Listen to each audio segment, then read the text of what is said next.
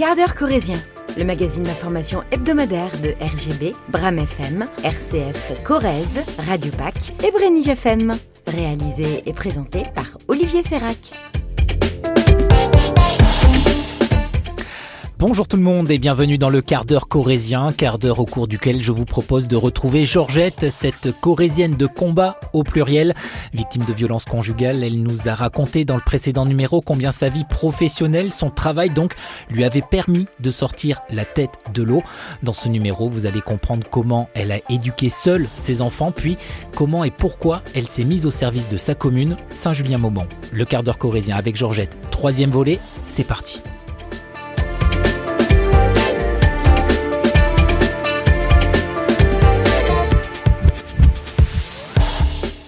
Mine de rien, ce sont des gamins qui sont en train de grandir, leur père n'est plus là, c'est toi qui de fait deviens la chef de famille, mais tu l'étais déjà quelque part. Faut les tenir quand même ces garçons qui deviennent des êtres. Alors, là ça n'a pas été simple. D'abord il faut que je revienne un petit peu en arrière. Vincent avait 10 ans à l'époque et un jour j'étais vraiment pas bien, quoi. Je craquais. Vincent était assis sur la dernière marche là, tu vois, il y en a 14 là pour monter.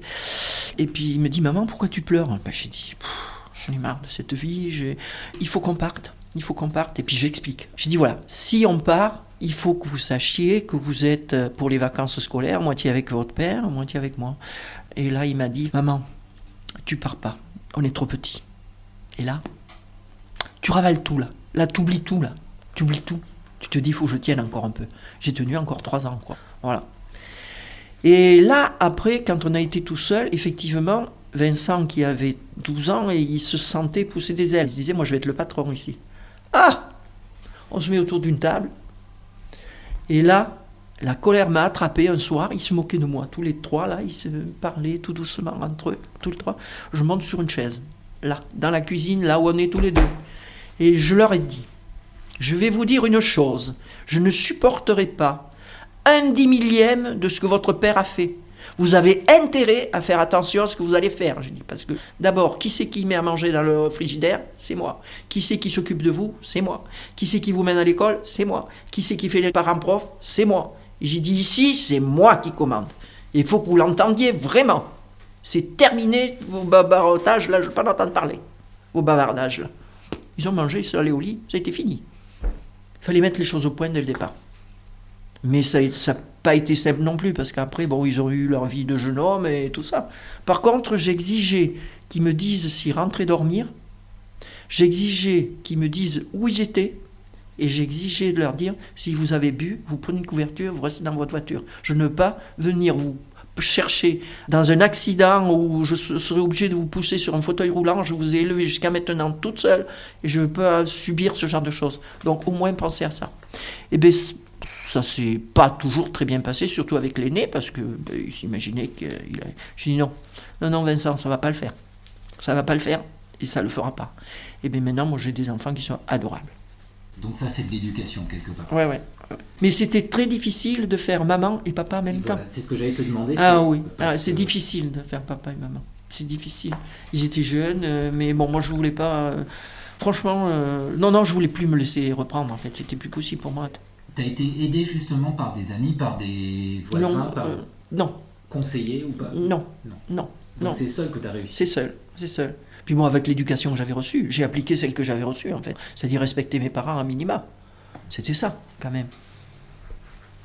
Donc petit à petit, tu réussis à les faire grandir tous les trois. 89, donc tu décides où on te pousse ça, ton grand-père, il m'en a assez fait, là. Bon Dieu, en 89, j'ai pas voulu me présenter parce que les enfants étaient trop jeunes, quoi. Ils étaient en pleine adolescence. Donc, je lui ai dit: non, monsieur, moi, je peux pas. Je peux pas faire ça, c'est pas possible. Il restait 3 mois sans me parler. Mais il était cabochard, quand même. Mais bon, c'était quelqu'un que j'aimais bien, il faut dire. Et après, quand est arrivé 95, il m'a dit: mais là, tu peux pas me dire que tes enfants sont petits. Il faut peut-être bien que tu y ailles, là, cette fois-ci. Alors, j'ai dit, ouais, je vais y aller. Et oui, je me suis organisé pour y aller. J'ai monté ma liste. Dans ma liste, j'étais arrivé à monter une femme en 95. J'ai fait une campagne électorale. Alors, inutile de te dire, Olivier, qu'une campagne électorale par une femme veuve, seule, mais là, je peux te dire que j'ai pris quelque chose. Ah, c'était terrible.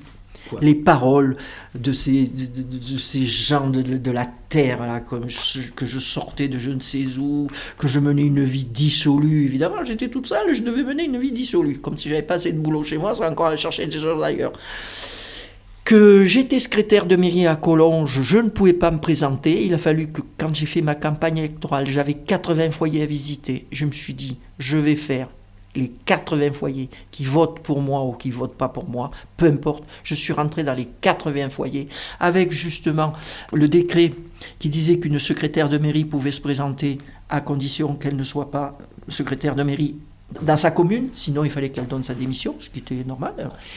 Et je suis parti avec quelque chose de fort, parce que j'avais quand même demandé à l'ancien maire, le budget était déjà voté, j'ai dit, écoutez, moi j'aimerais bien voir ce qu'il y a dans ce budget pour pouvoir faire des propositions aux gens que je vais rencontrer. Et là, il n'a pas voulu me montrer le budget.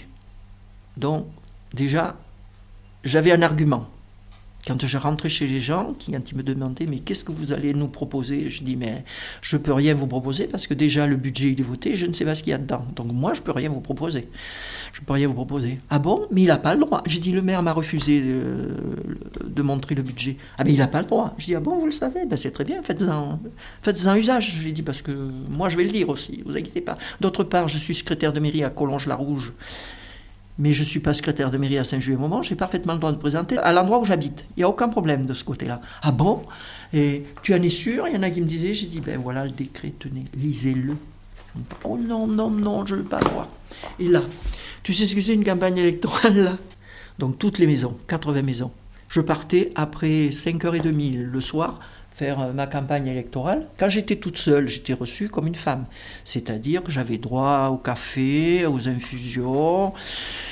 Mais quand je suis sortie avec un de mes colistiers, 1m90, 100 kilos, et moi, 1m74, 60 kilos, j'étais pas traité pareil. Donc, on commence avec du ratafia fait maison.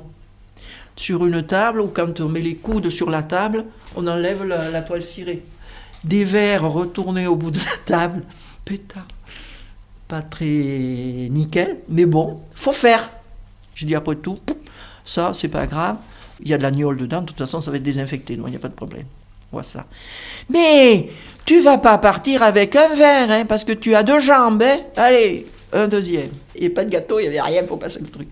Bon, après, deuxième maison là-haut.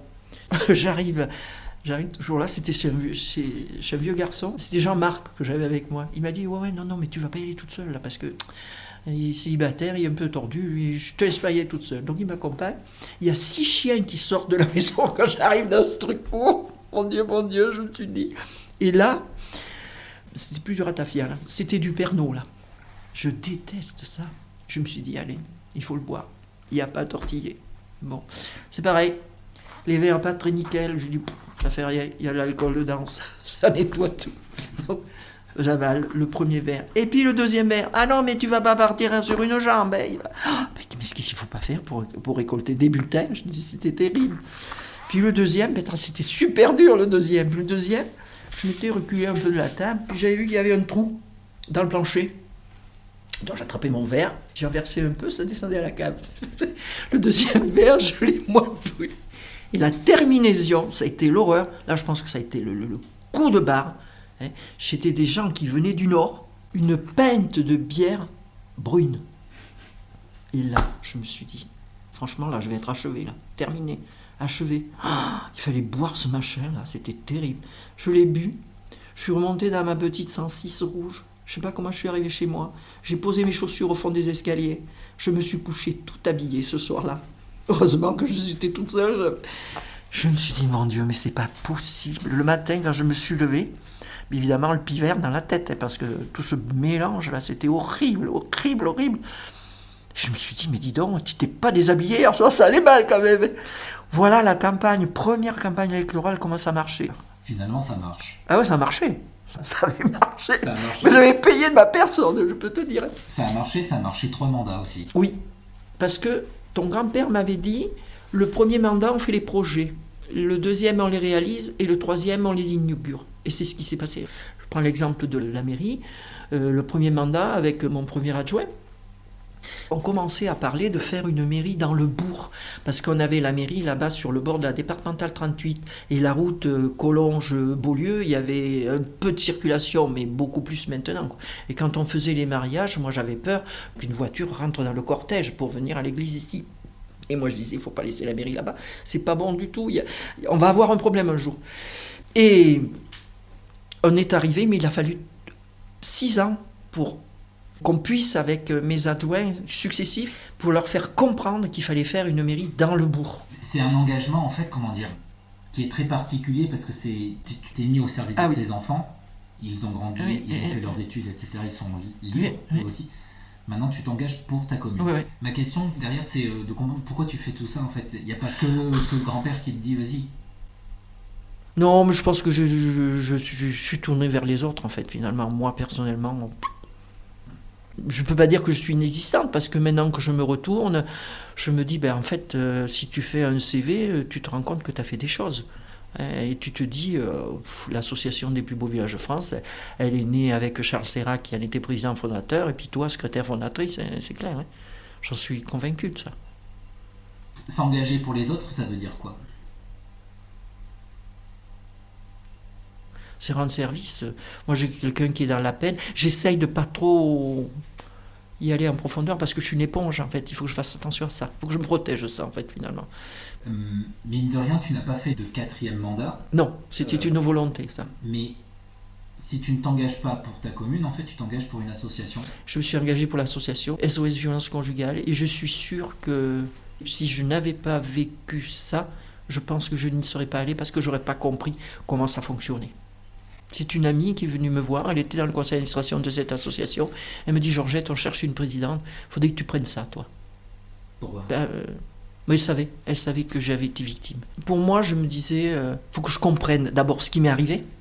Et ça m'a aidé à me comprendre ce qui m'est arrivé. Ça m'a aidé à me dire, ça c'est de la violence, attention. C'est, toi, ne serait-ce que le premier repas qui n'a pas été pris en famille. Et j'en ai parlé à une dame et je lui ai dit, mais vous savez... le premier repas que la personne qui vit avec vous refuse de prendre avec votre famille, il faut considérer qu'elle ne vous aime pas, cette personne-là. J'ai dit parce que moi, jusque-là, je l'avais pris à la légère. Et après, je me suis rendu compte que, pourquoi ma famille, elle valait autant que la sienne. Et moi, j'assistais au repas de sa famille. Je n'ai jamais dit que je ne voulais pas assister à un repas, quoi. Je ne trouve pas d'explication pour ça. Elle m'a dit, ah bon, vous prenez ça pour de la violence ? Madame, c'est la première violence. C'est comme la gifle. Et ça t'a permis, de fait, en rentrant dans cette association, de mieux te connaître, de mieux comprendre ton histoire. De mieux comprendre. Me connaître, je pense que je ne me connaissais pas du tout, si, donc ça m'a appris à me connaître aussi. Mais de mieux comprendre que les petits trucs, les petites choses, on ne doit pas les accepter.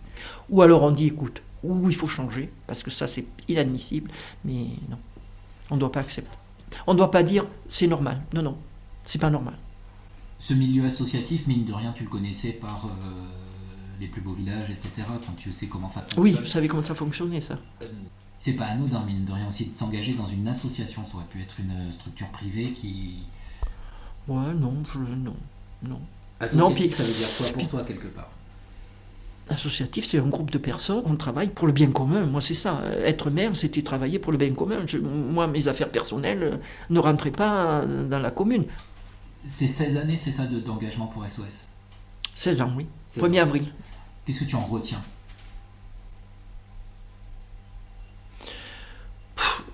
J'ai été un peu apaisé, en fait, sur la violence. Ça m'a apporté des choses, oui. Et puis, il y avait des choses que je ne connaissais pas. Bon, juridique, non, parce que ce n'est pas mon métier.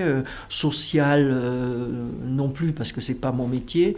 J'ai rencontré des personnes, pas toujours des personnes qui comprennent, mais je pense qu'à force de parler avec eux, ils comprennent peut-être mieux quand quelqu'un l'a vécu et explique leur ressenti. Et ce ressenti-là, c'est pas tout le monde qui peut en parler, en fait. Celui qui n'a pas vécu ça ne comprend pas du premier coup. Sauf qu'après 16 années d'engagement au sein de cette association, Georgette s'essouffle et vous comprendrez aussi pourquoi dès la semaine prochaine dans le 4e et dernier volet consacré à cette Corrézienne de combat. En attendant de vous retrouver la semaine prochaine, je vous souhaite d'excellentes journées en Corrèze ou ailleurs. Retrouvez le quart d'heure corrézien en réécoute sur nos sites internet, mais aussi sur les plateformes d'écoute Spotify, Deezer et Apple Podcasts.